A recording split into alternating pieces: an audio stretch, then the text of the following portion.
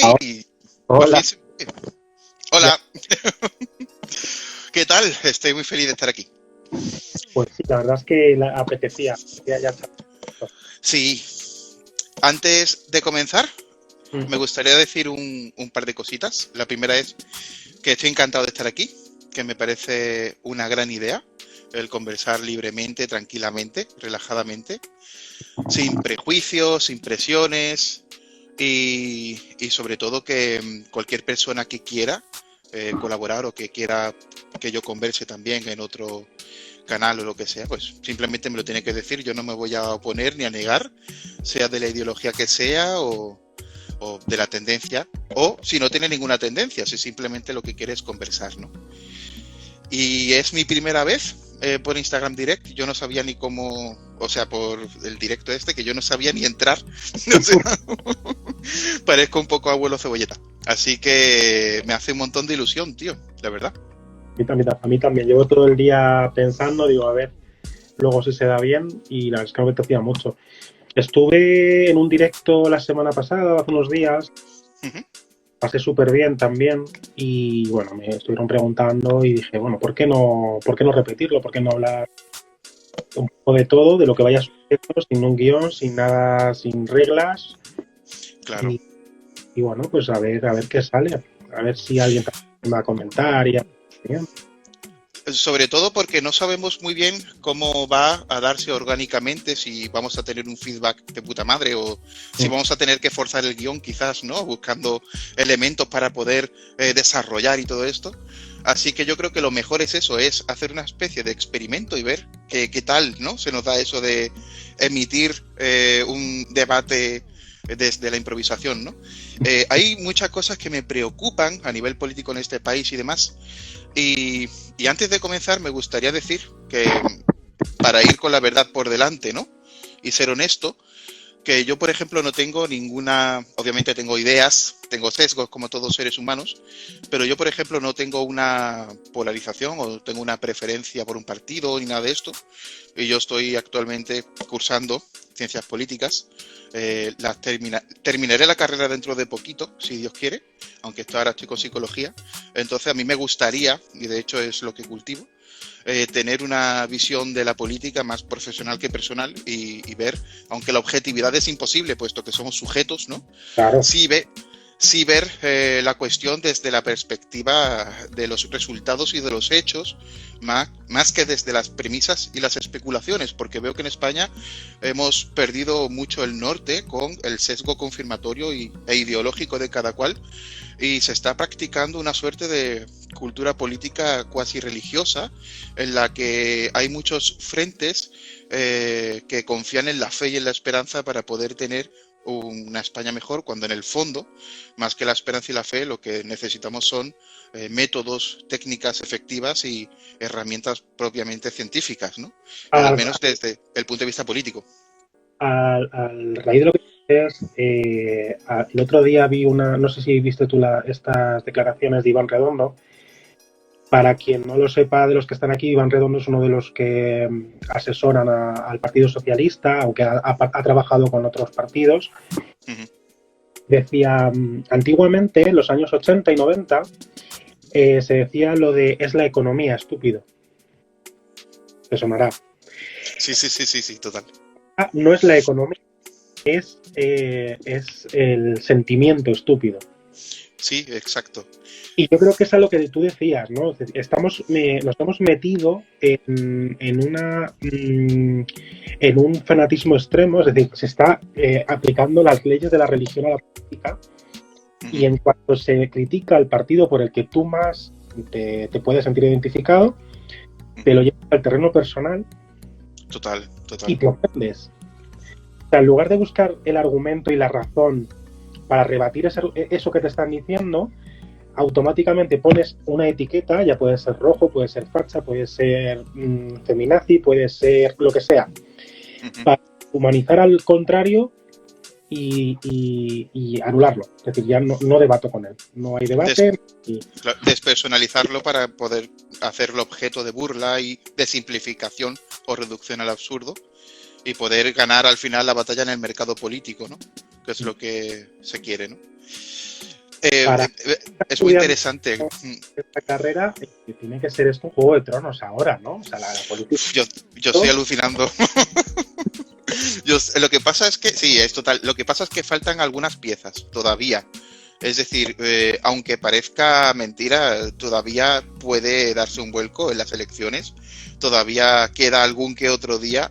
Y como dijo Pablo Iglesias, en calidad de doctor, él tiene... Bueno, no sé cómo lo dijo exactamente, no recuerdo, pero él sí dijo que realmente nos daríamos una sorpresa y ganaría la izquierda y que él lo sabe o lo presiente, ¿no? Y en el fondo, no quiero pecar de iluso, ¿no? Pero es cierto que hasta el último día tú no lo sabes. Mira lo que pasó con el 11M, ¿no? Y realmente, en un hecho, implícitamente también puede haber un vuelco electoral, porque... Y con ejemplos más recientes, como la victoria de Trump, que nadie daba un duro por la victoria de Trump en su momento. Total, sí. Y por la victoria del Brexit, que tampoco es verdad. Esto. Y nos llevamos la sorpresa. O sea que no se sabe. Aquí todos los actores políticos deben dar su batalla personal hasta el último día. Todos los actores políticos, incluido Gabilondo, que muy rápidamente se presume que está bajando las encuestas y tal, que es cierto, ¿no? Las encuestas es algo evidente, pero bueno, las encuestas son un reflejo en el momento concreto y además tienen un margen de error. Entonces, no voy a decir eso de no podemos saber lo que va a salir, pero realmente debemos... un actor político no se puede relajar hasta el momento de la votación, puesto que esto es una jungla. Es decir, el mercado político es un mercado muy salvaje y al final todos los actores deben ser depredadores. Fíjate como cuando entró Pablo Iglesias se cambió el panorama hacia la depredación en todos los frentes, porque Pablo Iglesias es un competidor muy potente y realmente lo que hizo fue volcar el escenario hacia la batalla. Ha sido muy épico, sigue siendo muy épico y fíjate la diferencia con las elecciones de Madrid que hubo anteriormente, que bueno, que estuvo Ayuso, que... Fueron unas elecciones que yo recuerdo por lo menos muy apagadas, muy frías, muy de pasada, sin grandes políticas, no como estas que está haciendo. Más que unas elecciones, en mi opinión, más que unas elecciones regionales, unas elecciones es un plebiscito para la política a nivel nacional. Sí. Además que estadísticamente, la estadística se usa la estadística descriptiva, que es para observar, y la inferencial, que es para predecir. Pues inferencialmente se puede decir que aquel que gane hoy ganará nacional. Es decir, se está jugando el trono. Es que está el trono en juego. Porque estadísticamente hay... Sí, dime. Que estadísticamente se puede decir que aquel que gane hoy ganará mañana. ¿Crees que, o sea, desde la perspectiva que tienes tú, porque claro, yo soy una persona que opina como ciudadano, no tiene mayor formación, ¿no? ¿Crees que lo que pase en Madrid, no a nivel nacional, sino a nivel regional de otras comunidades autónomas, hará cambiar la política de otras comunidades autónomas? Sí, yo creo que sí, porque ten en cuenta que los actores políticos, aunque no sean los mismos individuos, son las mismas personalidades jurídicas. Es decir, el Partido Popular va a tener que afianzarse en otros territorios en los que no tiene la legitimidad o el liderazgo. Y todos van a moverse para poder adecuarse al nuevo panorama político psicológico, porque aquel que gane las elecciones va a llevarse el liderazgo psicológico de la política española, y eso va a cambiar por completo todo el paradigma de aquí al 2023 y se va a ver cómo posiblemente el sanchismo retroceda o posiblemente haya un cambio de paradigma en la izquierda para que se fortalezca. Habrá que ver lo que pase. Pero todo indica que hay un cambio en la derecha y la izquierda y que se están posicionando o bien ante un liderazgo cuasi hegemónico de la derecha o bien hacia un refresco de la izquierda que lo que haga sea cambiar el panorama y espabilar a la derecha a su vez para cambiar de estrategia. Entonces, yo creo que absolutamente sí, y que todo está interconectado, porque a nivel nacional los actores políticos deben entender que el mercado está se les va de las manos. Hay una gran flexibilidad o elasticidad en el voto. Entonces, aquel que vota Vox puede irse al PP, o aquel que vota al PSOE puede irse a Más Madrid o irse a Podemos. Fíjate que Más Madrid está consiguiendo un gran liderazgo en la izquierda que realmente poca gente se lo imaginaba, y porque Podemos con Pablo Iglesias se suponía que el efecto Iglesias iba a marcar un precedente, y al parecer no lo está marcando, y Ángel Gabilondo no ha sabido aglutinar la izquierda y liderarla. Entonces, yo creo que la gran beneficiada de la izquierda, en este caso, quien puede hacerle frente a Ayuso es Más Madrid. O sea, aunque la campaña que está haciendo, en mi opinión, no es buena, se está beneficiando de lo mala que son las otras campañas, la de Podemos y la de Gabilondo, que Gabilondo pues es una persona que no tiene carisma. O sea, yo creo que es algo bastante... No mueve lo que mueven otros personajes del Partido Socialista. Está complicada, a ver si me la sabes contestar. A ver. Pero tengo respuesta, ¿eh? Vale. Hoy ha salido la información de que Pablo Iglesias estaría pensando en irse de la política y... con Jaime Roures. Hacer programas y tal. ¿Crees que la izquierda en su conjunto va a ganar o va a perder con la marcha de Pablo Iglesias? Es ambigua la pregunta, porque ¿qué es la izquierda? Definamos primero dónde está el núcleo de la izquierda, porque para mí la izquierda es el PSOE, tradicionalmente representa el centro izquierda, pero hoy en día ha habido una polarización hacia la izquierda cainita, Más Madrid, Podemos. Entonces, si hablamos del PSOE, yo creo que va a beneficiar al PSOE. Yo creo que sí, porque lo que pretende el PSOE es, digamos, ampliar el espectro de lo que es la línea ideológica, ¿no?, hacia la izquierda, y quedarse con los votos que antiguamente fue Podemos y tal. Antiguamente, no, hoy en día. Estoy hipotéticamente, ¿vale?, en ese escenario. Yolanda Díaz viene fuerte. Yo no sé si Podemos va a poder superar la partida de su patriarca, pero Yolanda Díaz viene fuerte, y además es un personaje muy reconocido dentro de su ámbito. Entonces, yo creo que va a fortalecer a la izquierda, porque Pablo Iglesias está muy desgastado, como él mismo ha dicho hoy en Corriere della Sera. Sí, lo ha reconocido. Yo creo igual que él. O sea, a él le pesan muchas cosas, muchas historias, viene ya de largo, y yo creo que hay mucho desencantado con él, no con el proyecto de Podemos, sino con él en concreto. Sí, así es. De las declaraciones que se quedan y que se quedan grabadas, y que no hay que ir a una hemeroteca, sino que simplemente con meterte en YouTube las ves. Y o en Twitter. Claro, entonces Yolanda pues no tiene esa carga, y tiene más carisma, en mi opinión. Es una chica deliciosa, como yo. Es decir, tú la ves... yo le he hecho una crítica, digamos, muy frontal, pero precisamente porque creo que tiene mucho potencial. Yolanda Díaz tiene mucho potencial como político, y creo que si construye bien, digamos, una personalidad socialdemócrata, puede conseguir de verdad mucho público a su favor, porque se le nota todavía poco hecha, se le nota, y requiere un poquito más, no tanto de experiencia, sino de perspicacia. Se le nota, no tiene, por ejemplo, no tiene picardía política. No tiene la picardía que tiene Pablo Iglesias. No. Entonces, el problema de Pablo Iglesias, desde mi opinión, ¿vale?, que esto puede ser una opinión, es que eso de cabalgar incoherencias no le viene tan bien, porque desgasta su credibilidad política. Entonces, hay algunos incondicionales, que son los pablistas, ¿no?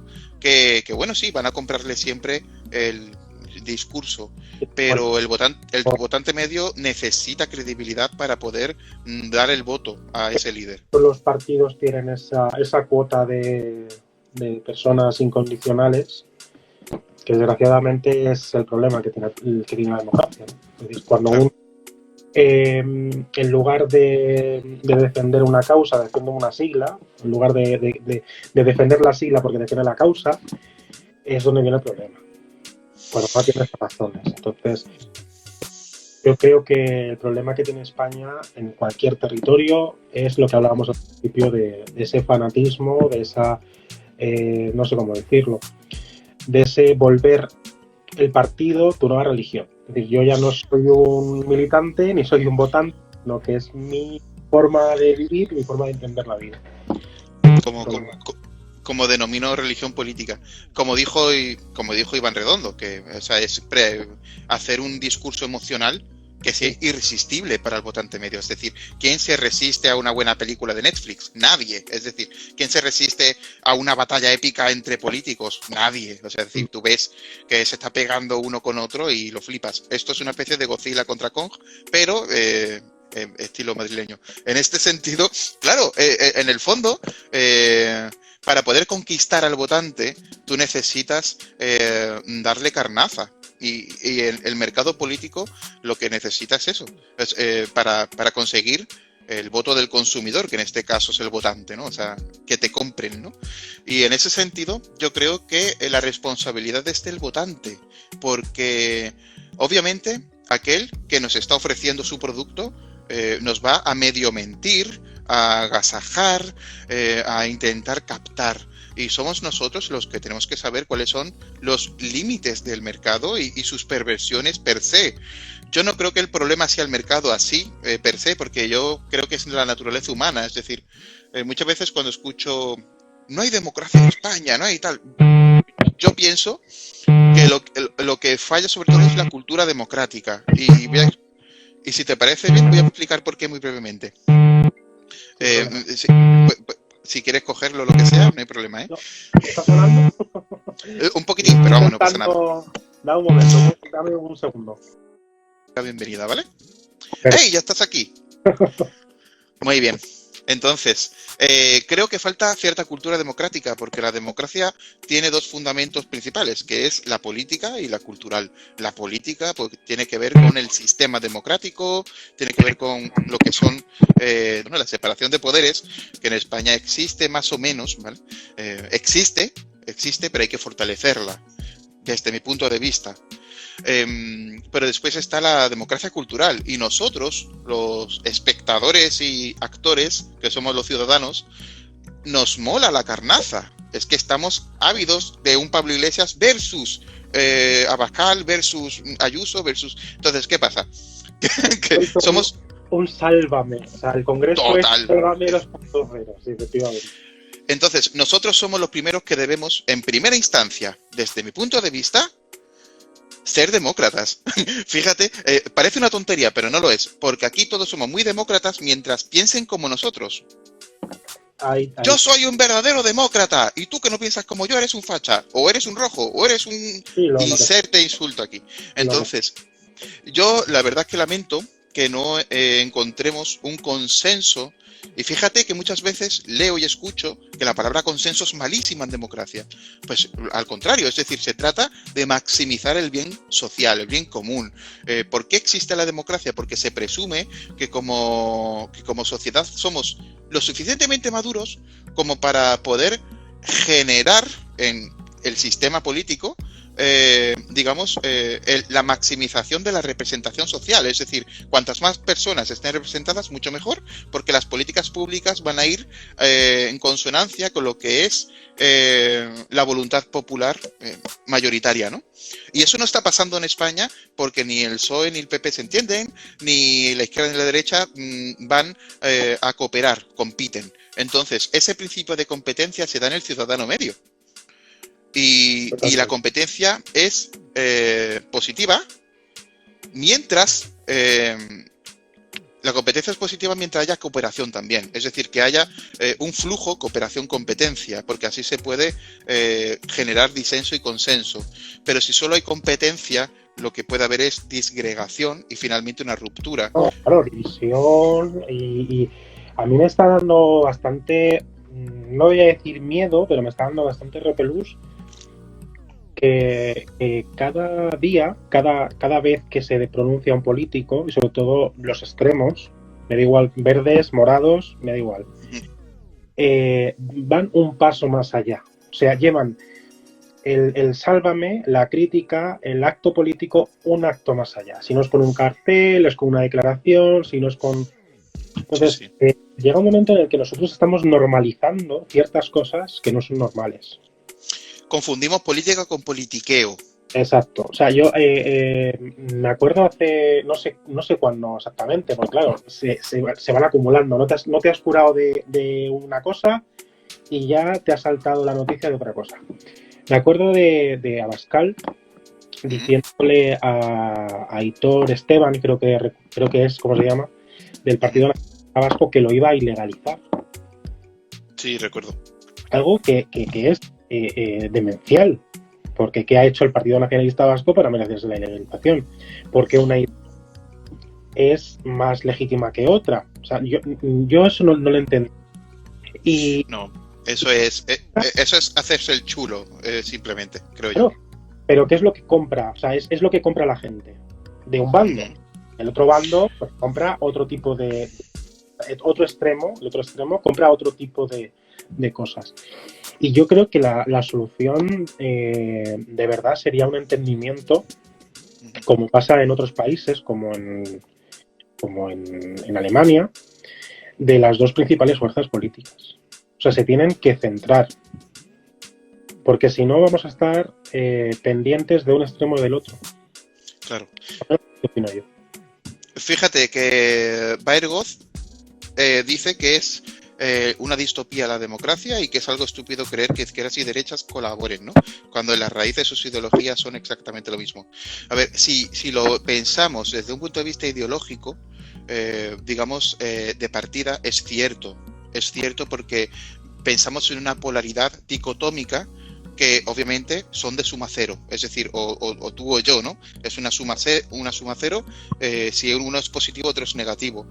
Pero si pensamos en los resultados, que son las políticas públicas, que al final es lo que se supone que debe dar la política, son políticas públicas, sí se pueden entender, porque existen pactos, y hay pactos, por ejemplo, en los partidos europeos, ¿no? Diferentes partidos políticos se aglutinan y crean proyectos comunes. Entonces, creo que es posible si cambiamos el paradigma de lo que es la ideología y lo modificamos, sobre todo por la idea, no tanto por la radicalidad de la idea. Es decir, no tanto buscar la raíz de tu idea, que es pura y la perfecta, y la otra no lo es. No se trata de pensar que la tuya es la buena y la otra es la mala. Se trata de encontrar la utilidad de tu idea, porque yo creo, sinceramente, que la socialdemocracia es un acierto, y creo, sinceramente, que las políticas liberales pueden ser un acierto en algunos momentos también. Es decir, yo creo que todo tiene su utilidad en función del contexto social, político, económico, cultural, y que no existe la fórmula perfecta, rígida, que siempre da frutos. Existen diferentes fórmulas que, dependiendo de la situación socioeconómica y política, deben implantarse una u otra de forma más o menos moderada. Es decir, no se trata de implantar aquí un régimen sociocomunista o implantar un régimen tal, sino hacer algo que sea moderado, pero que tenga tintes y que se emplee la política pública más como un fin que como un medio.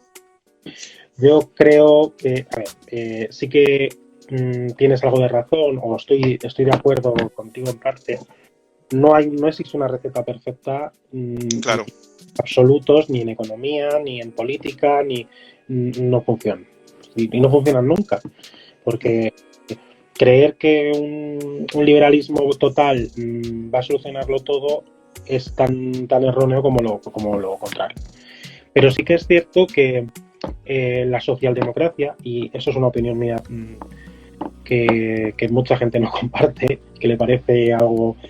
la socialdemocracia llega a un momento en el que se pervierte hasta extremos, es decir, que pasa de ser una causa para convertirse en una excusa. No sé si me explico. Es decir, Sí.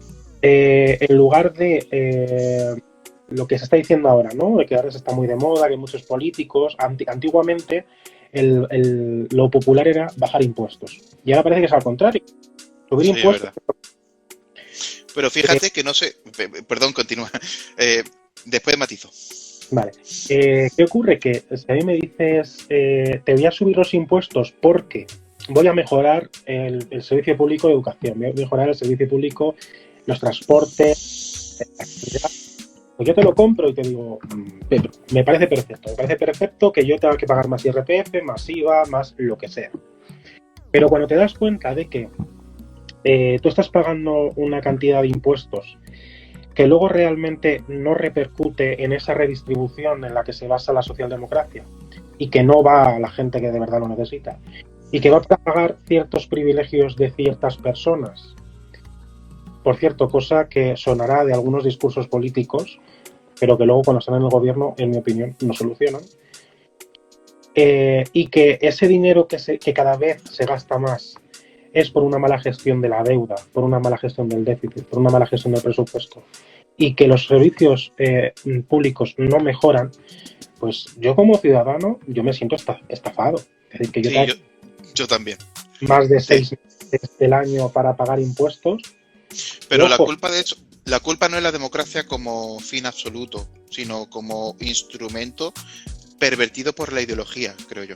es decir, y ahora ya decir, oye, no quiero que me cobres tantos impuestos. En cuanto tú dices algo de esto, es necesario, volvemos a lo de antes, en lugar de rebatirte, en lugar de darte argumentos, eres un facha, eres un tal, eres un pascual. Sí. Vamos a ver, no, si yo lo que quiero, yo no quiero no pagar impuestos, porque los impuestos en sociedad se tienen que pagar. Lo que yo quiero es que con mi dinero hagan buena gestión de él y no lo despilfarren. Es lo único que pido. Y si hay que pagar más, se paga. Es decir, ahora con las vacunas, si me dicen que yo tengo que pagar 10 euros porque la vacuna venga antes o por poder acceder a ella antes y que le tengo que poner 10 euros a otra persona que no tenga, pues lo ponemos. No hay problema, porque sé que va para algo.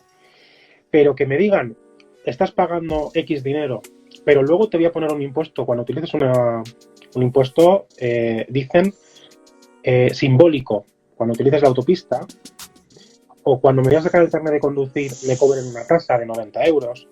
O cuando, o sea, es decir, a cada paso que haces en la administración tienes que soltar dinero aparte de lo que ya pagas, pues hombre, al final te sientes un poco estafado.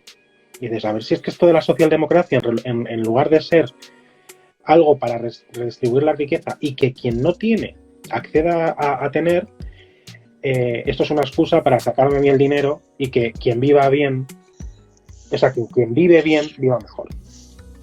Claro. A ver, estoy totalmente de acuerdo contigo.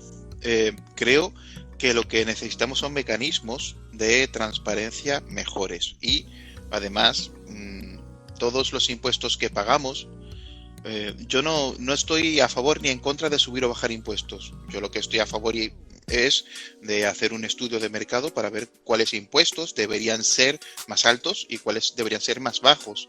Y en virtud de eso también hacer un proyecto que lo sepa cada ciudadano. Oye, estás pagando X, pero este X va a el tanto por ciento a esto, el otro tanto. Incluso que el ciudadano pueda optar por decidir cuáles son sus preferencias con respecto a los destinos presupuestarios, ¿no? Entonces, yo lo que creo es que el diseño impide el liderazgo de la ciudadanía como individuos políticos. He leído por ahí que está hecho la democracia para el colectivo. En parte es cierto. La democracia tiene que garantizar los derechos individuales para que cada persona pueda acceder a desarrollar su propia vida en libertad y tener la dignidad de poder constituir su propio proyecto de vida sin que papá Estado meta las manos y le diga cómo tiene que pensar, dónde tiene que trabajar. Cuidado. Entonces, que ya. Cuidado, ¿qué? Perdón.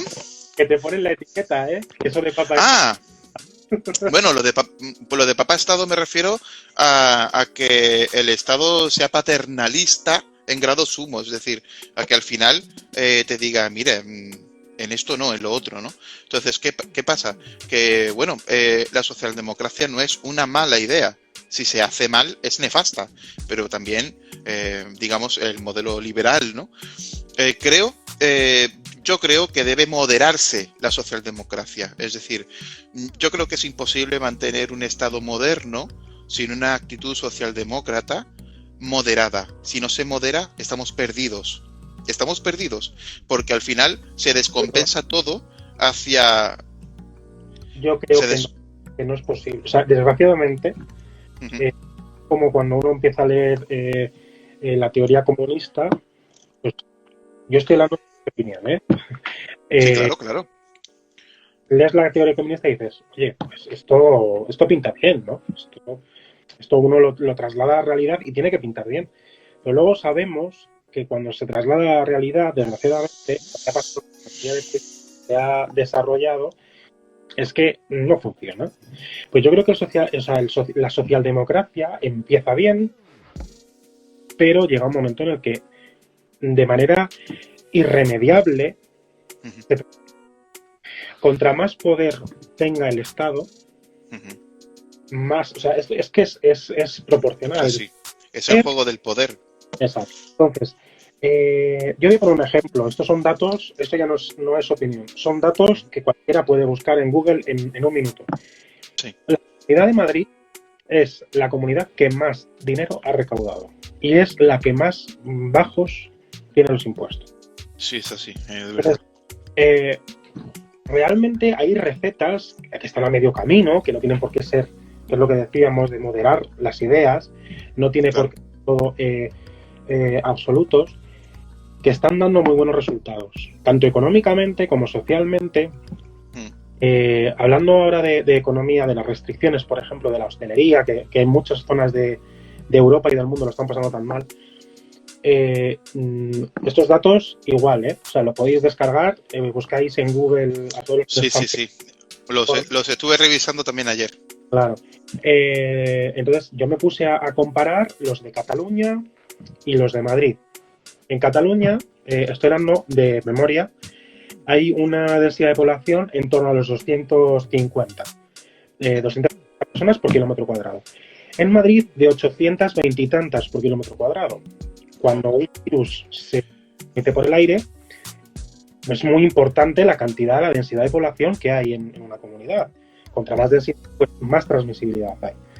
Bueno, pues las muertes por habitante en Madrid solo superan un 0,2% a Cataluña, pese a que la densidad de población es muchísimo más alta, y a que en Cataluña ha habido unas restricciones de la hostelería muchísimo más duras que en Madrid.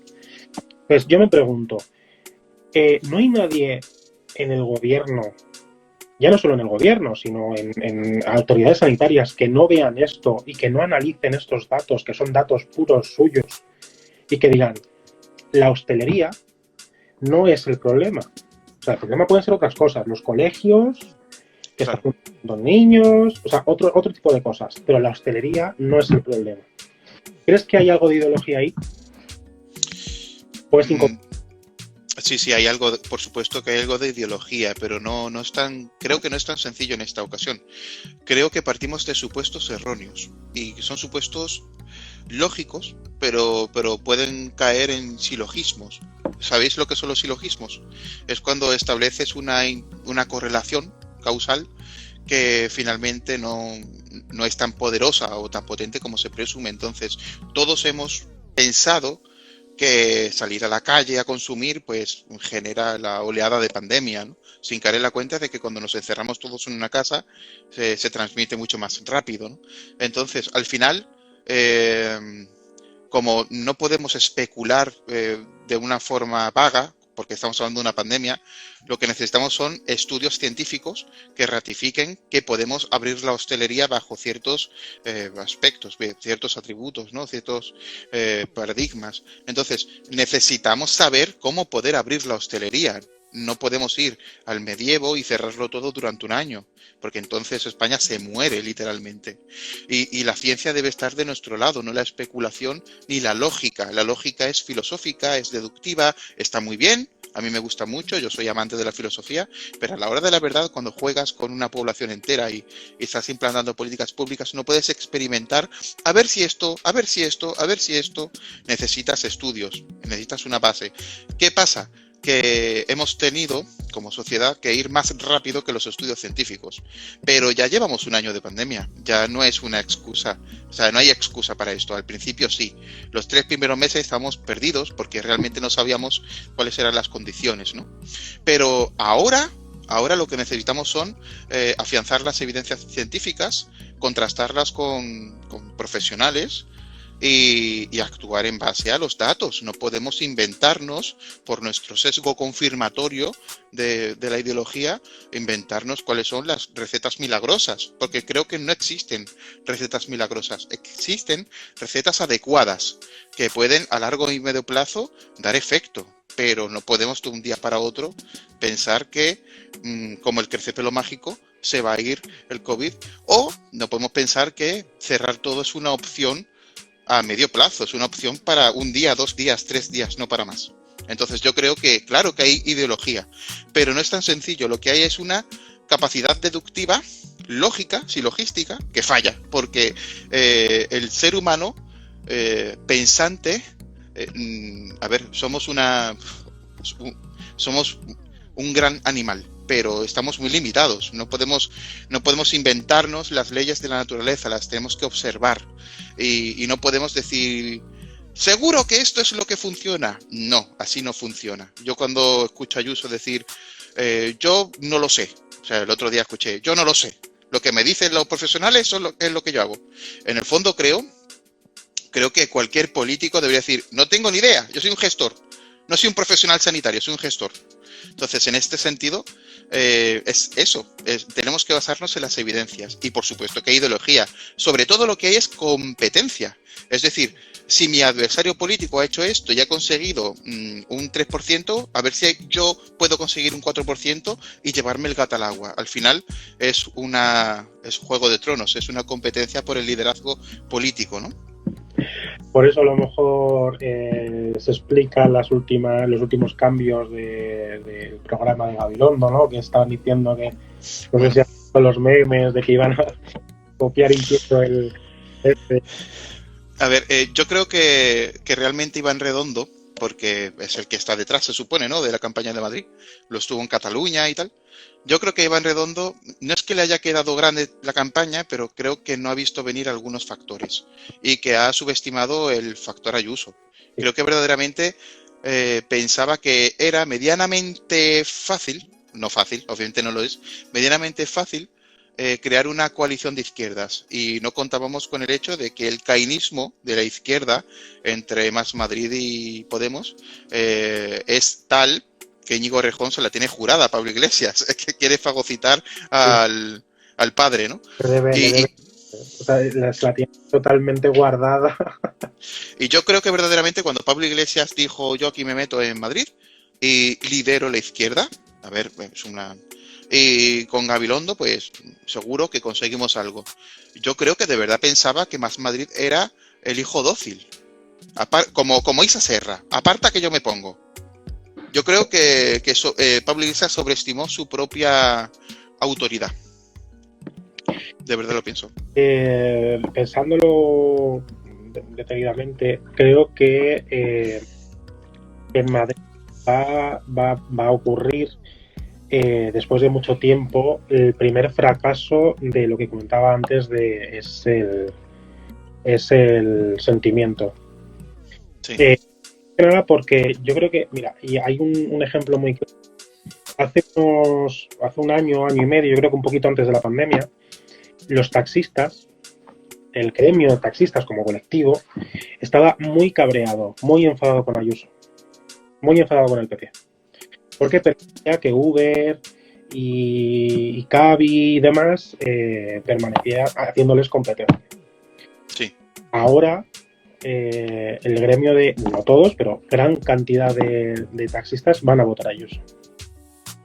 Y yo creo que no es por el sentimiento, sino por la gestión. Y hay como con muchos de ellos igual. Yo he estado viendo en Twitter, porque me meto a mí me gusta mucho lisquear, me gusta estar informado de todos los... Haces trabajo de campo. Sí, me meto y miro. Hay una sensación, yo creo que por parte de la izquierda, de derrota. O sea, no creo que se estén esforzando todo lo... Porque yo creo que ya saben que han perdido. A ver, todo lo indica. Todo lo indica. No sé, no podemos decir esto es lo que va a pasar, pero es verdad, es cierto, que creo que la desidia está calando en la izquierda. Sí. Y creo que se nota, y sobre todo ahora que Pablo Iglesias, se rumorea, en ABC ha salido hoy, ¿no? Que va a dejar la política y va a tomar un programa de televisión, si no recuerdo mal, en MediaPro, ¿no? Aprovecho para dar el dato también de que Roures solicitó 33 millones de euros. Sí. Entonces, parece que ahora las puertas giratorias no se observan cuando... Pero a ver, Pablo Iglesias, el problema principal es que todo lo que ha dicho que era malo lo ha hecho él. Exacto. Y ya está. Si hubiese sido coherente, posiblemente sería un líder fuerte ahora mismo. Sí. Pero la gente no es tonta. Tú no puedes tratar a la gente como idiota. Tiene memoria. Claro, es decir, a ver, la gente está condicionada por su sesgo ideológico y es normal, somos humanos, pero no son idiotas. ¿Sabes? La izquierda es un Ragnarok, dicen. Es autofagocitadora, porque en el fondo, al igual que la derecha, ojo, que se trata del faccionalismo político. Sí, pero yo creo que hay competencia menos competencia o menos agresividad entre Vox que entre la... Hombre, hoy en día muchísima menos, pero no me refiero a la derecha contextual de España hoy, me refiero a la derecha como una entidad descontextualizada, ¿no? Como algo genérico. El faccionalismo político requiere competencia y finalmente, pues, hegemonía, ¿no? Y el problema es que Más Madrid y Podemos ocupan el mismo espacio ideológico y espectral, ¿no? Entonces, tienen que competir por el mismo espacio. Por eso Ángel Gabilondo, por ejemplo, no puede conseguir más votos. O sea, no es que no pueda.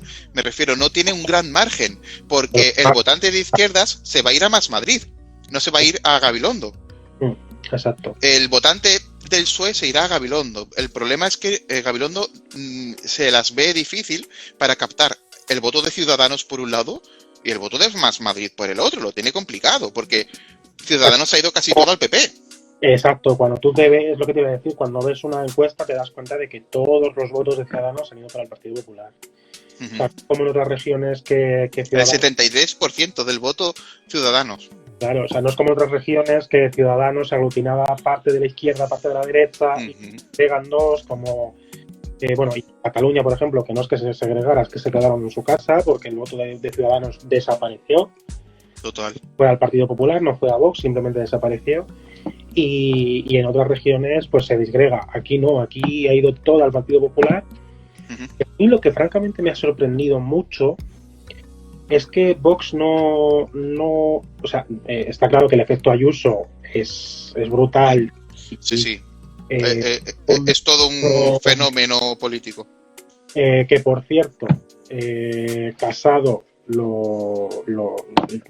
si fuera Casado estaría preocupado. Joder, sí. A ver, está claro que lo que no tiene Pablo Casado lo tiene Ayuso. Estaría preocupado porque hay muchas, o sea, yo personalmente a mí me gusta muchísimo más. De hecho, lo voy a decir porque, bueno, todo el mundo que sabe que he puesto fotos recientemente. Yo voy a apoyar al Partido Popular. Y puedo decir que es una de las veces que con más ilusión voy a votar. Porque de verdad me convence. O sea, a mí personalmente me convence. Me convence más la persona y el proyecto que las siglas. Eso también lo quiero decir, ¿eh? Es el efecto Ayuso. Claro, o sea, si yo estuviera y me da igual que lo vea quien lo vea, si estuviera en el Partido Popular de Galicia, pues seguramente no votaría al Partido Popular. Es que es curioso, es así. El Partido Popular en un futuro, fíjate que yo al menos, yo hablo en calidad de observador. Yo no soy ni madrileño, es decir, yo no voy a votar.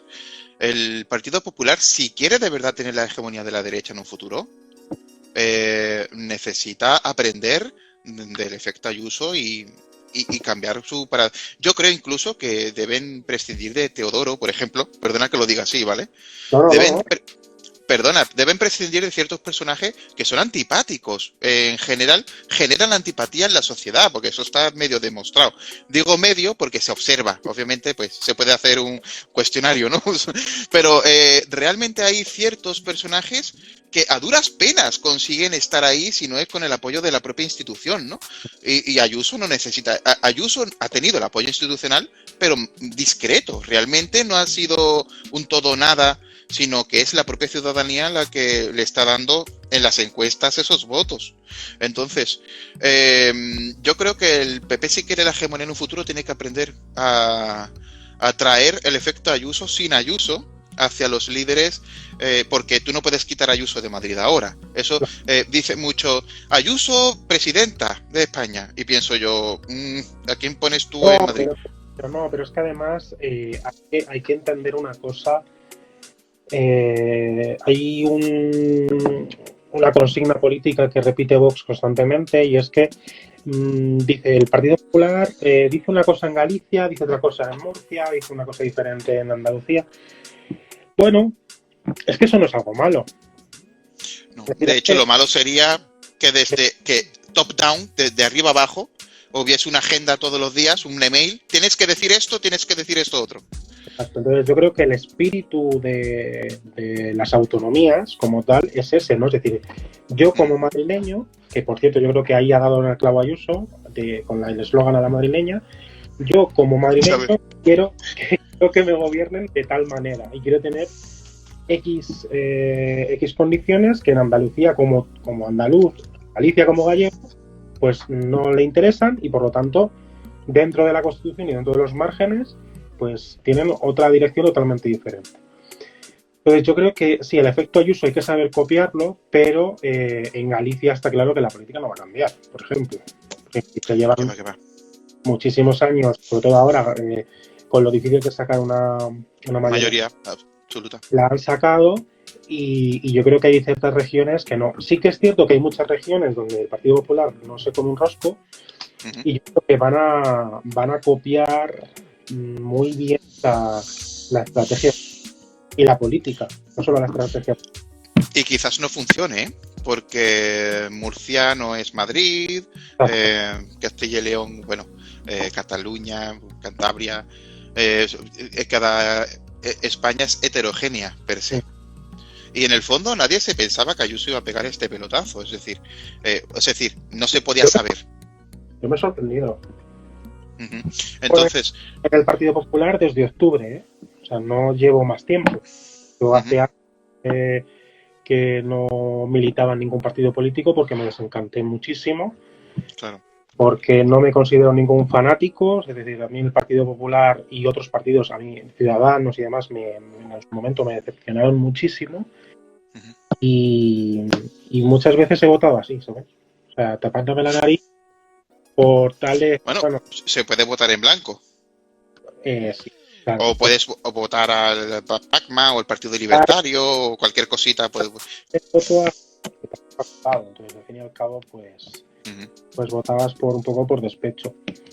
Claro. Pero bueno, yo ya te digo, yo animo a la gente a que vote lo que quiera, pero que vote, y si no, pues lo que dices tú, en blanco. Y partidos hay muchísimos, que se presentan muchísimos. Hay muchos que, claro que sí conocemos, pero votar es muy importante. Mira, yo pienso, hay dos cosas muy importantes. Hay un montón de cosas, pero quiero centrarme en estas dos. La primera es la tendencia al definicionismo que tenemos. Yo soy de izquierdas, yo soy de derecha, yo soy socialdemócrata, yo soy no sé cuánto. O sea, queremos etiquetarnos. No está mal, porque necesitamos entendernos, pero a la hora de la verdad creo que debemos tener criterio y un pensamiento muy crítico. Entonces, si nosotros tendemos a tener simpatía por un partido, pero el partido no lo está haciendo bien, deberíamos aleccionarlo para decir, hey, Pero, tienes que aprender.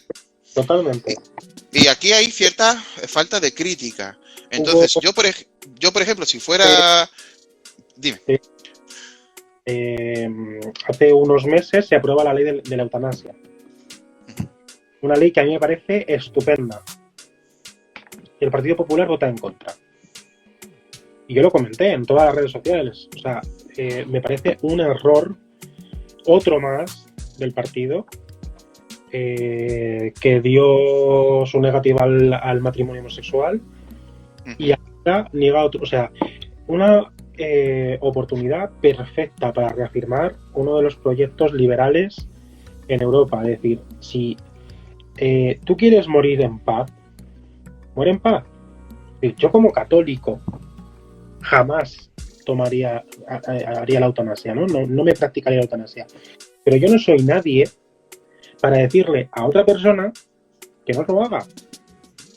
Claro, es la libertad, ¿no? Entonces, en el momento en el que el partido político, pues, oye, no puedes estar nunca al 100% de acuerdo con un proyecto, pero hay que decirlo. Entonces, el problema está cuando, en lugar de tú apoyar ciertas causas, apoyas las causas porque el partido las apoya. O sea, no al contrario, no apoyas las cosas que apoyan el partido, sino tú apoyas al partido y ya lo que diga el partido es lo que hace. Esa alienación, ¿no? Esa falta de crítica. Es terrible. En el fondo eso lo que dice es que no te interesa para nada la política. Te interesa el pertenecer a un colectivo, el sentir la identificación, ¿no? La identidad social y tal. Realmente, a ver, el tema de la eutanasia, el tema del aborto, son temas muy delicados y muy complejos. Y yo veo que todo el mundo lo tiene muy claro con todo, y a mí me sorprende, tío. O sea, obviamente hay cosas muy básicas, como los derechos, ¿no? De los homosexuales, los transexuales, tal. Es que eso no es discusión. Cada persona es como es y punto. De verdad, el aborto es algo muy complejo, con mucho... Es complejísimo. Es que y es para hablar días. Pero, por ejemplo, claro. Yo no la veo tan complicada. Es decir, la base de la libertad es tu persona. Es decir, tú contigo mismo, si estás capacitado, es decir, si tú estás en tus plenas facultades. Claro. Y estás jodido, es decir, es que tienes un cáncer terminal, es que verdaderamente estás jodido. Es que hablando de suicidio, estoy hablando de eutanasia, es decir, sí. un mal que no se puede solucionar, que no hay cura, tengo unos dolores, una condición que no me permite vivir con dignidad y pido a otra persona que también libremente se preste a prestarme esa ayuda médica para irme tranquilo. Claro que sí. Como católico no lo haría nunca, pero vamos, yo no soy nadie para decir... Pero hay gente que no es católica. Por eso digo, o sea, que es que jamás se me ocurriría. ¿No te gusta el matrimonio sexual? Coño, no te cases. Pero no le digas a otro... ¿No te gusta que dos personas del mismo sexo no adopten? Coño, pues no adoptes tú con otro hombre, pero no te metes en la vida de los demás. Vale. Estamos hablando del eje social en el test de Nolan. ¿Conoces el test de Nolan? No.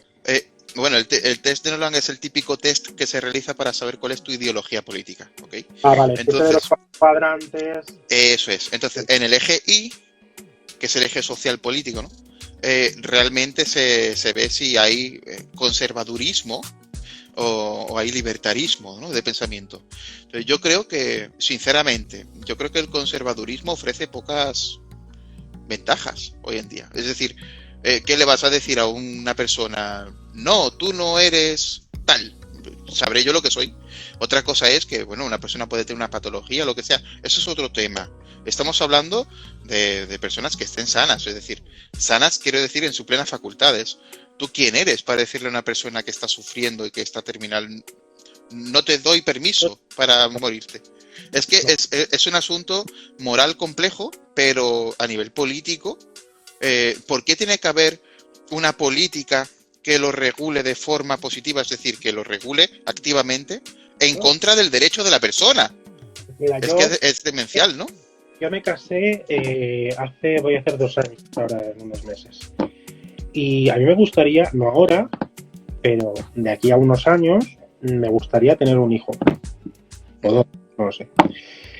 ¿Por qué el Estado se tiene que meter ahí y decirme no? O sea, si tú encuentras una mujer que libremente y que no tenga dificultades económicas te preste a tener tu hijo, o sea, simplemente a gestarlo, ¿por qué el Estado tiene que decir no, oye, eso no lo puedes hacer? Es que eso no es moral, ¿no? No es bonito. No. Claro, a ver, se trata de regular, no se puede comerciar, ¿no? Yo entiendo que hay una regulación de que diga, vamos a ver, se va a penar con un delito a las personas que se aprovechen de otras personas que estén en dificultades económicas y que solo hagan esto por dinero.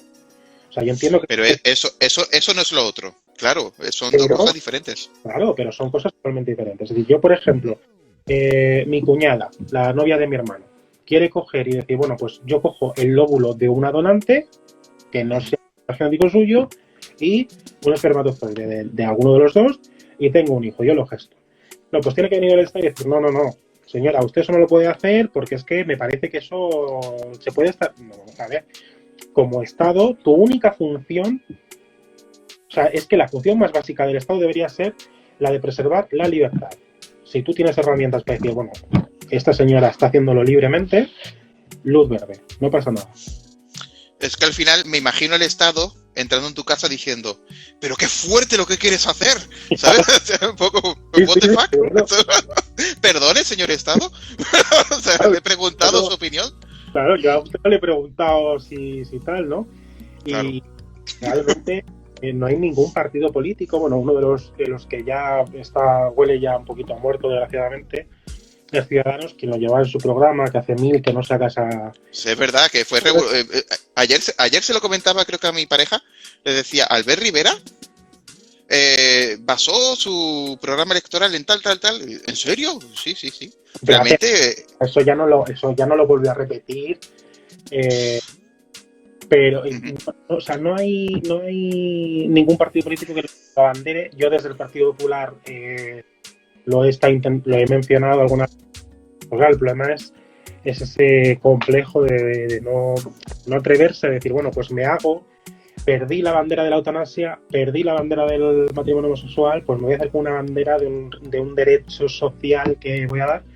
No se atreven. Entonces, bueno, pues estamos en esas. Pero el problema es... ¿Y por qué crees que no se atreven, tío? Pues el Partido Popular, yo creo que el problema que tiene es lo que tú decías antes, hay una mezcla de liberales y personas conservadoras. Entonces, el arco espectral. Claro, ¿qué ocurre? Que a las liberales las vas a contentar, o sea, a los liberales, por ejemplo, el del proyecto Ayuso de Madrid, los vas a contentar, pero a los del proyecto Feijóo los vas a cabrear. Los vas a cabrear mucho.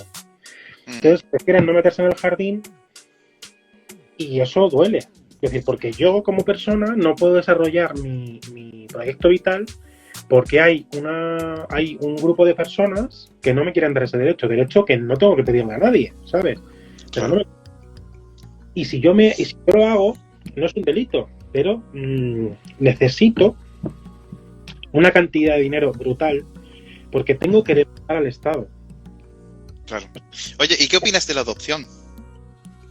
La adopción, pues mira, te voy a dar un dato. Desde el 2014, en la Comunidad de Madrid no ha habido una sola adopción. No me digas. Desde el 2014.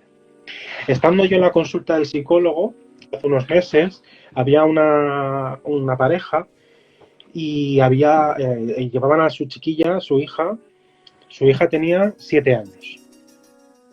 De origen asiático, no sé de qué país exactamente, pero de origen asiático. Y así hablando con ellos, dice, empezaron la tramitación de la adopción hace 14 años, es decir, 7 años antes de que la niña naciera. Jopetas. Y hay muchos países, China, Rusia, que se niegan a dar adopción a matrimonios del mismo sexo. Entonces, realmente es muy complicado. Es decir, te ponen unas trabas, no hay natalidad en España, pero luego resulta que para tener un hijo, si tienes ciertas preferencias sexuales, pues es prácticamente imposible.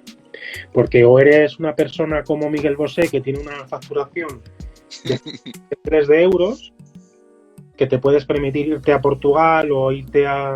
Portugal son 60.000, en Canadá son 120.000, y luego cuando vuelves tienes que empezar un proceso que dura años, porque tú cuando vas al registro civil no reconocen, o sea, reconocen a un solo de los padres, pero siempre te van a preguntar y te van a exigir que que la madre biológica figure en el registro.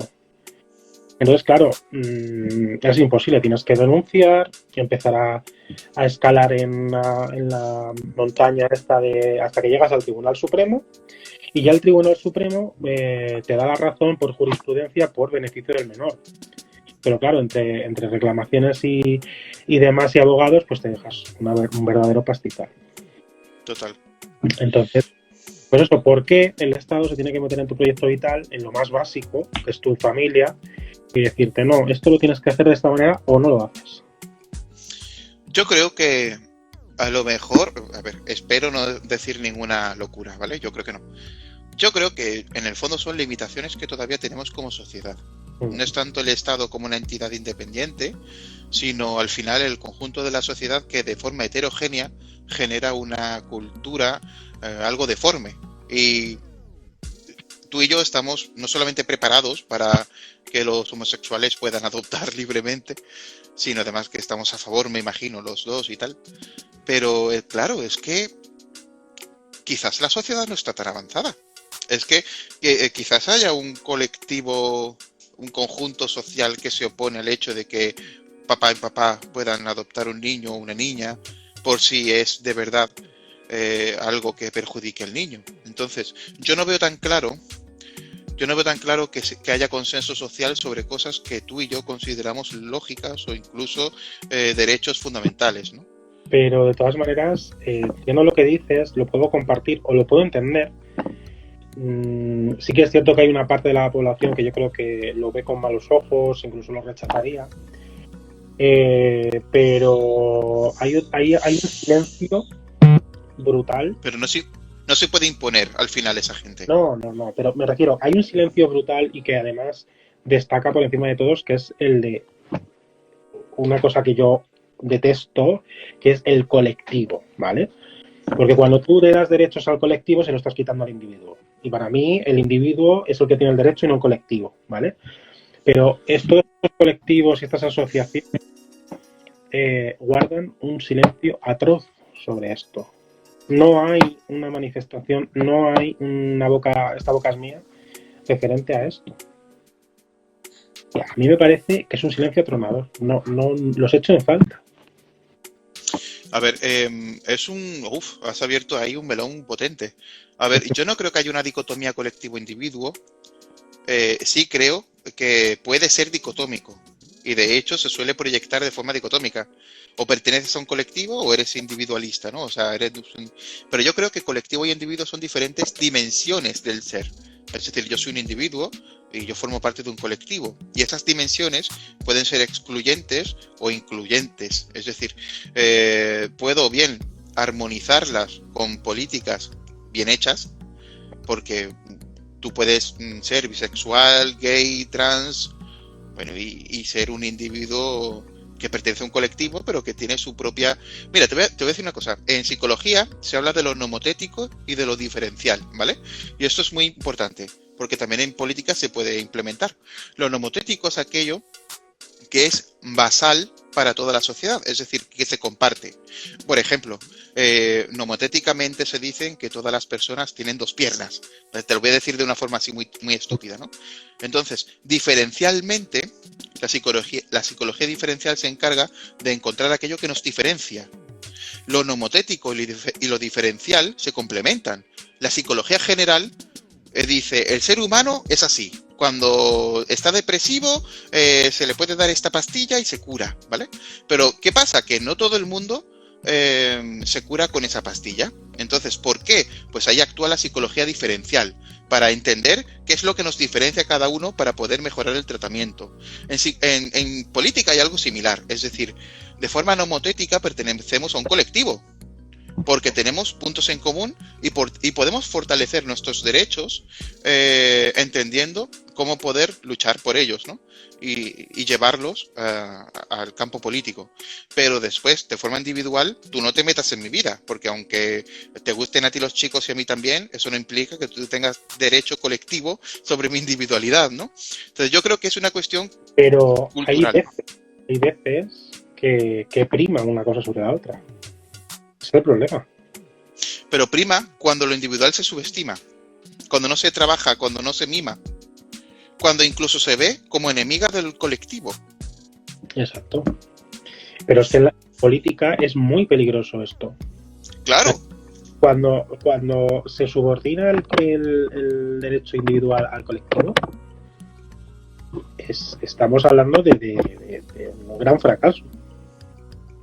Porque ya pasas de tener un interés, o sea, de decir lo que decías tú de lo que individualiza a cada uno, a formar parte de la masa, y si formas parte de la masa ya no te puede gustar nada diferente de lo que hay ahí dentro. Es decir, yo como gay tengo que votar a ciertas personas, tengo que ser agnóstico, tengo que ser, ¿sabes? O sea, entras dentro de ahí y todo lo que salga de ahí es contraproducente. Eso tiene un nombre en psicología política.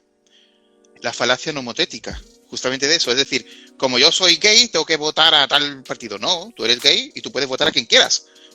La falacia nomotética es el entender que todos los partidos son iguales, ¿para qué votar? Todos los gays son iguales, así que tú votas a tal. No, eso es una falacia. Entonces, no digo que tú hayas dicho una falacia, me refiero a que No, ese enfoque es falaz. Y al final, esa falacia lo que hace es equiparar la personalidad del colectivo con la personalidad individual. Es decir, como yo pertenezco al colectivo, mi personalidad individual es esta. Y eso es una falacia. Si el colectivo intenta imponerte una personalidad individual, el colectivo está faltando a un principio democrático fundamental. Y el problema es que se va muchísimo. Claro. Y ahí es cuando creo que cuando tú dijiste antes la socialdemocracia, no sé cuánto, ¿no? Ahí cuando quizás lo dices por eso, porque cuando se estandariza una personalidad colectiva, el individuo se siente aprisionado. Pero claro, es que ambas cosas deben converger porque son diferentes dimensiones del ser. El colectivo no puede existir sin el individuo y el individuo no puede existir sin el colectivo. Y al final, decantarse por uno o por otro tiende a ser falaz porque ambas cosas coexisten forzosamente, ¿no? Bueno, pues yo creo que ya vamos a ir conectando. No sé, te he dejado, esta última parte ha sido... Es que es súper interesante y Sí. me gusta mucho que pongas nombre a ciertas cosas que yo pienso y que son conceptos de la psicología y de la política. Claro, sí, está todo, o sea, el ser humano es el que es desde que existe. Dicen por aquí, generalmente los colectivos imponen valores, lo que es peor, ejemplo, el feminismo. A ver, claro, volvemos a lo mismo, es decir, el feminismo como evento nomotético, es decir, si tú eres feminista, es que tal. Yo tengo un vídeo que hablo de los 5 tipos de feminismos, ¿vale? Según un principio psicológico, ¿vale? Que no me quiero poner aquí muy pesado. Entonces, realmente podríamos hablar del feminismo como tendencia social, feminismo como tendencia personal. Yo soy feminista porque X, ¿no? O podemos hablar del feminismo como realmente una tendencia a conseguir objetivos políticos. Y yo creo que el feminismo es necesario dentro del campo mundial, es decir, a ver, es un hecho.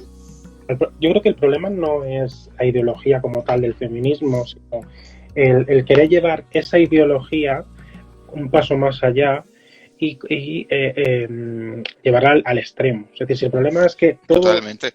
Hacer la cultura de la religión feminista. Es malo. Entonces, cuando yo decía antes que el colectivo muchas veces se impone sobre el individuo, como ejemplo práctico, pues tenemos una ley que a mi punto de vista pues es una ley que está muy mal hecha en España, que es la Ley de Violencia de Género, que desgraciadamente no ha servido para que haya mujeres que son asesinadas desgraciadamente, y que vemos cómo todos los años suben o se mantienen la violencia contra estas mujeres. Sí, la tasa de... Claro, entonces vemos cómo ha llevado a cierto punto la ideología ha imperado sobre los individuos, y se ha conseguido que en algunos casos simplemente con una denuncia se actúe sobre otro individuo por el hecho de ser hombre. Entonces, yo entiendo que hay veces que son necesarias ciertas medidas de privación de derechos, pero no de manera sistemática.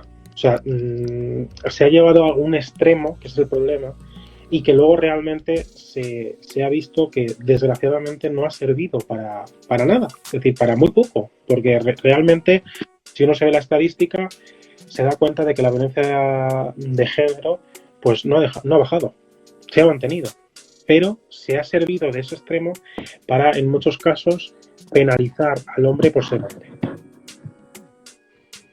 A ver, aquí hay... este tema es delicadísimo. Aquí hay el supuesto de que se puede prever el ataque machista hacia la mujer, ¿no? Y yo sinceramente no lo sé. Todo el mundo tiene así al respecto algo claro. Yo la verdad es que no lo sé. Sé que hay que hacer algo y sé que es un asunto complejo. O sea, requiero todavía ver bien todo para poder emitir un juicio. Pero es cierto que no hemos dado con la tecla, y ese es el drama. El drama es que no hemos dado con la tecla. Y eso de vulnerar los derechos de los hombres es un asunto espinoso. Yo entiendo que no se puede hacer una discriminación positiva, ¿vale? Y no se puede vulnerar un derecho fundamental como el principio de la inocencia, ¿no?, del individuo. Pero claro, ¿qué hacemos, tío? ¿Qué hacemos? Es que el problema es que se ha dejado. O sea, que es que yo lo que me parece fatal es que se ha abandonado esto de la violencia machista. Se saca de vez en cuando en las campañas electorales. En el fondo es eso, en el fondo. Claro. Pero no hay o sea, cuando a mí me dicen, no, es que se están gastando 500 millones de euros en un Ministerio de Igualdad, pero joder, que sirva para algo. Haz un estudio, junta a gente que de verdad entienda de esto y elabora un plan para evitar. Lo primero, el plan debe ir siempre de la mano del Ministerio de Educación, porque la educación desde que eres pequeño es donde se tiene que enseñar y donde se tiene que educar en los valores de la mujer y el hombre son iguales. Tiene que empezar desde cero, desde abajo del todo. Porque luego ya cuando uno se es mayor, por mucho que se quiera poner trabas a estos asesinos, pues es muy difícil, porque si la mujer no denuncia, la policía no ve el futuro, no es vidente, entonces no se pueden tomar medidas. Pero yo lo que creo es que muchas veces hemos querido tomar la salida fácil a respuesta a problemas complejos, y hemos dicho, bueno, pues vamos a lo que han dicho estas personas, nuestros políticos, es decir, bueno, pues cogemos, siempre que la mujer presente la denuncia sin prueba ninguna, cogemos y pum, automáticamente el hombre es el culpable. Que yo no digo que esté mal, pero debería de ir acompañado de otras cosas. Por ejemplo, hay que pulirlo, ¿no? Termino, matizo. La mujer que se le pida, o sea, que se le pille, que ha habido algunas que han denunciado al marido o a la persona, a la pareja, y sea mentira, y se pruebe que sea mentira, pues una pena de cárcel de igual magnitud, porque ya no solo hace daño a ese hombre, sino hace daño a otras mujeres que cuando van a denunciar, pues crean esta duda. O sea, creo que esto se debería revisar, se debería de ver y se debería de invertir el dinero bien, lo que hablábamos antes, para que sirva de algo. Incluso pienso que si se hiciera de forma cooperativa, inclusiva, etcétera, eso podría unir a muchos partidos políticos, o al menos a diferentes segmentos de la sociedad, porque todos, yo creo, todas las personas que somos decentes, no solamente estamos terriblemente en contra del maltrato a la mujer, sino que además queremos una solución. Y hay que investigar, hay que invertir ahí. Entonces yo creo que ese es un campo que puede unir de verdad a diferentes facciones políticas, ¿no? Dice Baergoz, el feminismo es el embrismo, lo que busca es imponerse al machismo. A ver, el feminismo y embrismo son dos cosas diferentes, ¿vale? Sí es verdad que últimamente se ha crispado todo un poco y se considera el feminismo como embrismo y tal. Yo, al menos particularmente, creo que el feminismo es absolutamente necesario porque creo que todavía existe machismo en el mundo y creo que es un hecho, porque te vas a otras culturas o te vas a diferentes países o incluso a Latinoamérica. Yo he visto muchas cosas que son puro machismo, ¿no? Mi madre, la pobre mía, yo cuando era pequeño, pues a mí no me enseñaba a cocinar. Es decir, después ya de mayor, mamá, enséñame a cocinar, pero es verdad, es un hecho que venimos de una cultura machista. Entonces, ahora, es cierto que tenemos que tener cierta mesura y entender cómo poder eliminar el machismo desde su raíz. De ahí que exista el feminismo radical, que significa la raíz del machismo, ¿no? ¿Cuál es? ¿Cómo podemos eliminar esa raíz? Sería la acepción original de feminismo radical. Habla de raíz, ¿no? El feminismo extremo sería el embrismo, que en el fondo es una imposición, ¿no? De un género, del género sobre el otro. Entonces, sí, claro, es necesario buscar una igualdad de derechos entre hombre y mujer y que culturalmente de verdad se eliminen los sesgos racistas, sexistas. Es absolutamente necesario para poder avanzar en sociedad y es que me parece algo decimonónico. Es que yo creo que hablar de estas cosas en el siglo XXI, tan atrasados estamos todavía, ¿verdad?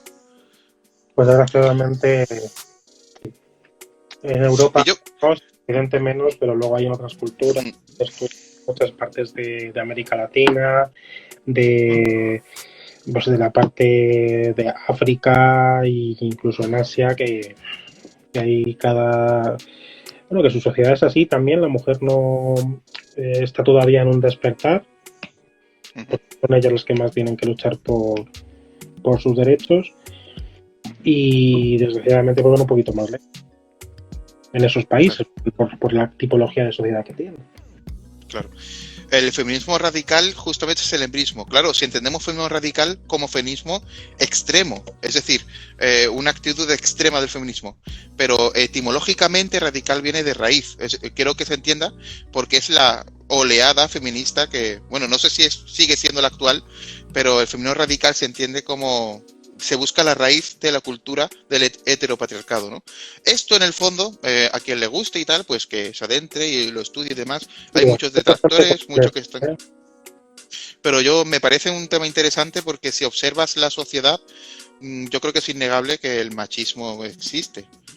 Pero tampoco puedo decir que es el mal absoluto y terrible y todos los hombres son malos, ¿no? Tampoco. Creo que en España está bastante más superado que en otros países, lo que hablábamos antes.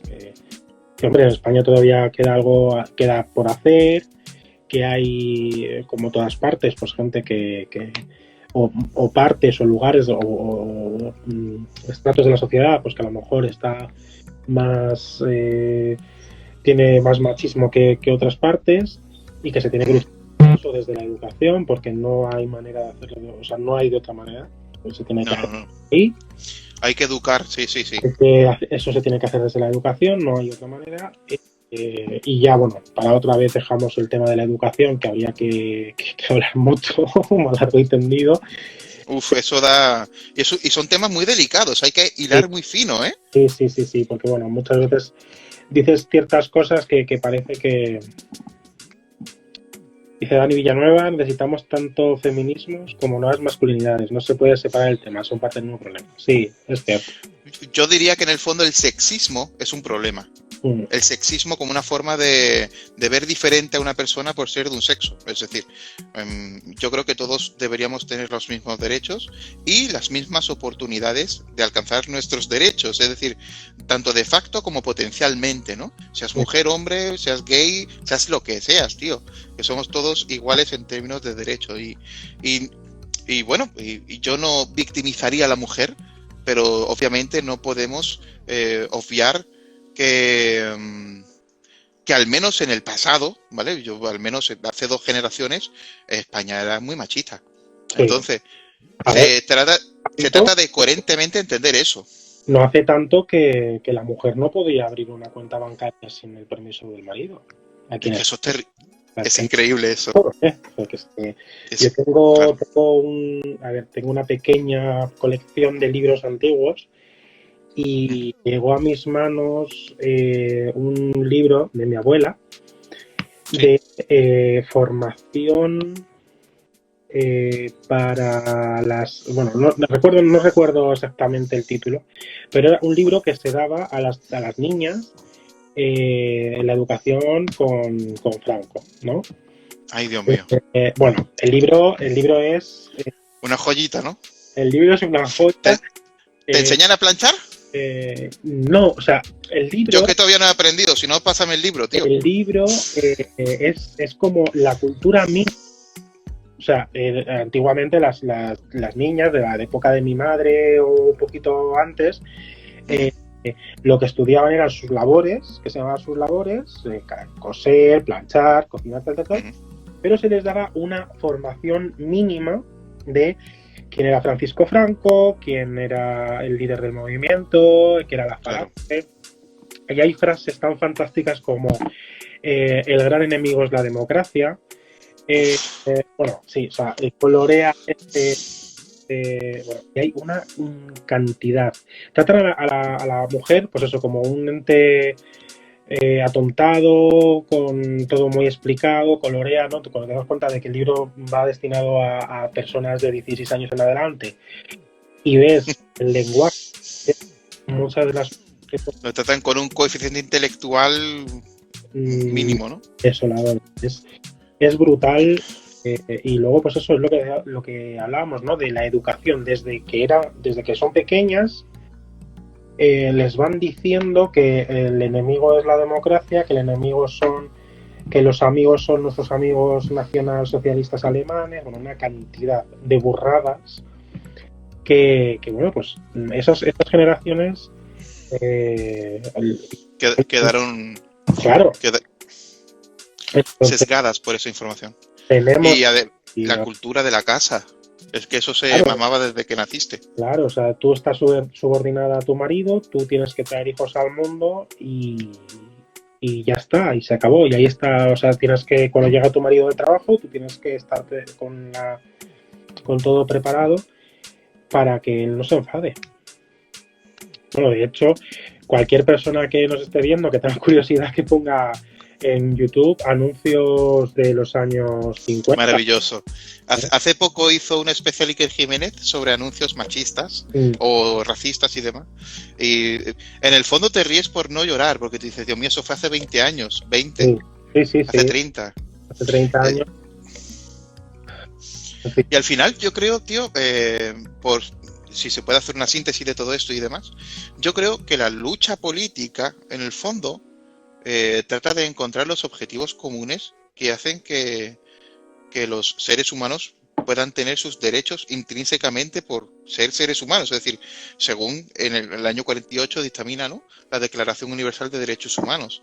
Y creo que tanta lucha de izquierda y derecha es un ruido mediático.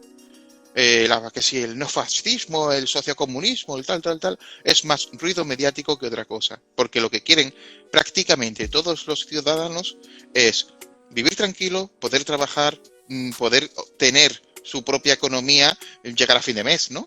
Tener opción de desarrollar sus propios proyectos. Y yo creo que muy poca gente en la sociedad quiere que el gay no tenga el derecho a prosperar, que no sé, yo no conozco tanta gente racista o machista, o obviamente existe el racismo y el machismo, pero creo que generalmente la sociedad tiene proyectos comunes muy potentes y objetivos comunes, y tenemos que centrarnos ahí y encontrar lo que nos une en concepto nomotético, como dije antes, ¿no? Lo que nos une a todos. El problema, además, que cada vez más yo estoy de acuerdo contigo, pero el problema es que el veneno del fanatismo, pues lo ha impregnado todo. O sea, ahora mismo no hay un debate real sobre nada, sobre absolutamente nada. Es decir, el problema Sí, no. No hay un debate intelectual, hay un debate religioso.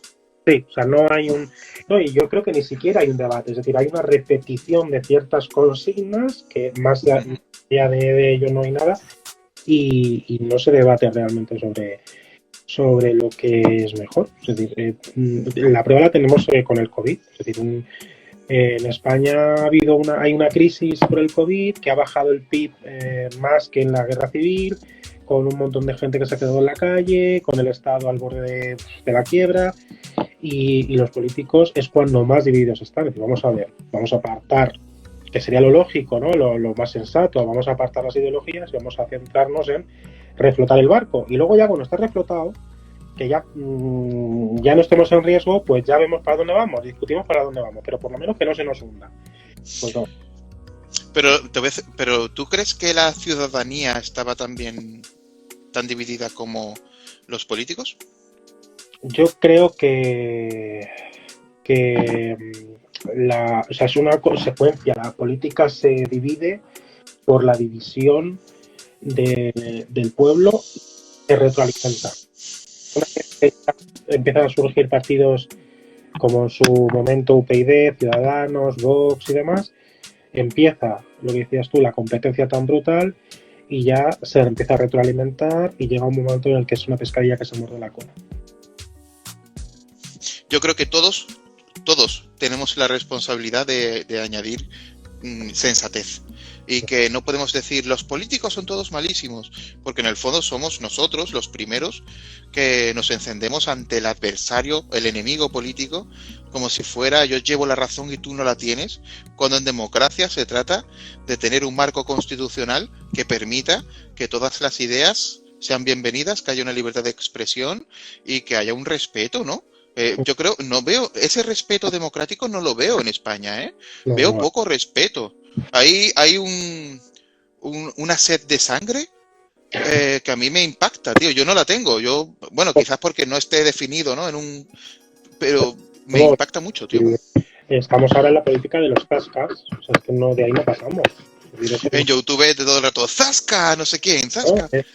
Fíjate lo que le ha dicho a fulanito, fíjate lo que ha dicho Sánchez a Casado, y ese es el problema. Y realmente cuando te das cuenta de que detrás de la consigna hay luego partidos que presentan algunas de todos los colores, me da igual del que sea, pero que presentan algunas cosas que estaría bien debatir y que estaría bien aplicar con ciertos matices, pues simplemente porque lo has presentado tú y no lo he presentado yo, pues ya eso es malísimo.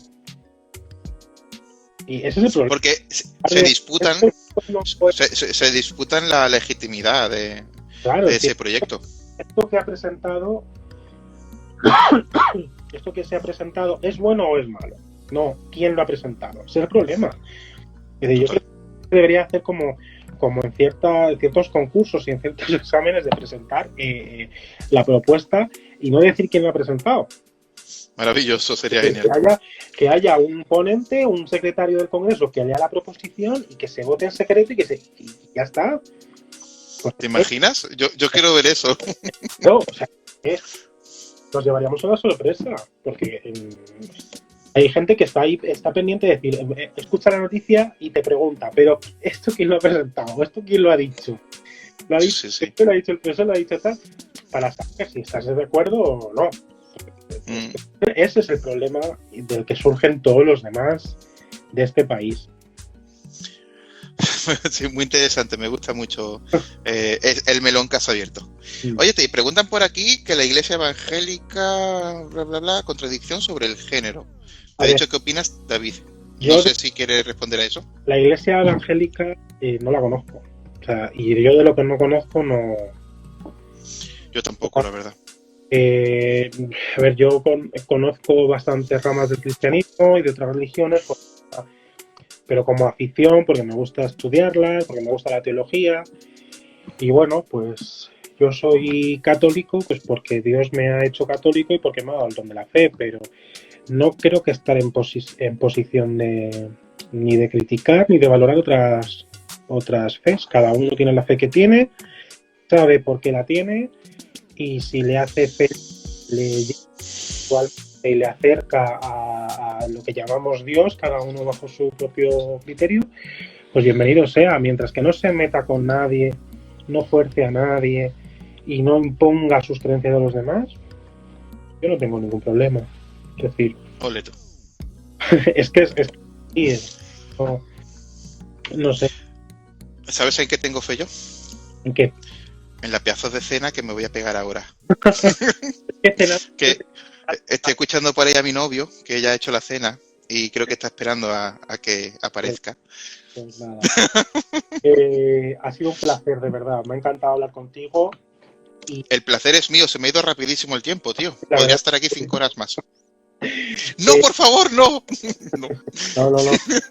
Que otro día, si te apetece, hablamos de... Mira, ya podemos hablar de educación, podemos hablar más de economía, de religión, de creencias, que yo sé que tú tienes una vida espiritual muy bonita y muy... Fíjate, bueno. Es intensa. Sí. Podemos debatir otro día, sí. Yo invito a cualquiera también que si quiere invitarme a mí, no puedo hablar a título... no puedo hablar por vamos él. a hablar. Es lo único que no nos está cobrando.